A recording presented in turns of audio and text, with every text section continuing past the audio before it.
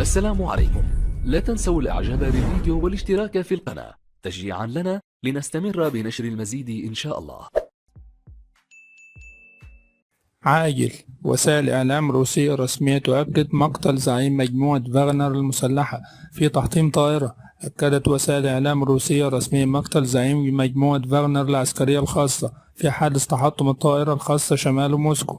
وكانت الطائرة الخاصة التي تحطمت في شمال العاصمة الروسية موسكو في رحلة داخلية. وقد أفادت وكالة الأنباء الروسية بمقتل جميع من كانوا على متن الطائرة، وعددهم 10 أشخاص، مشيرين إلى ورود اسم زعيم مجموعة فاغنر المسلحة بقائمة الركاب.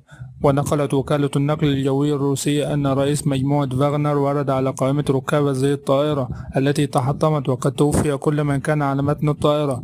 وقالت وزارة الطوارئ الروسية في منشور على منصة تليجرام: كان هناك 10 أشخاص على متن الطائرة، من بينهم طاقم من 3 أشخاص. ووفقا للمعلومات الأولية توفي كل الأشخاص الذين كانوا على متن الطائرة، حيث أن الطائرة المنكوبة قد تحطمت شمال غرب موسكو.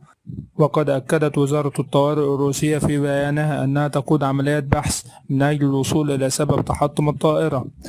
وبثت قنوات عديدة على تليجرام تقول أنها مرتبطة بمجموعة فاغنر مقاطع فيديو قالت أنها للطائرة المنكوبة. ومساء الاثنين ظهر الرئيس مجموعة فاغنر في مقطع فيديو نشرته مجموعات قريبة من فاغنر على منصات التواصل الاجتماعي، قال فيه أنه موجود في أفريقيا ويعمل على جعل روسيا أعظم في جميع القارات وضمان مزيد من الحرية في أفريقيا.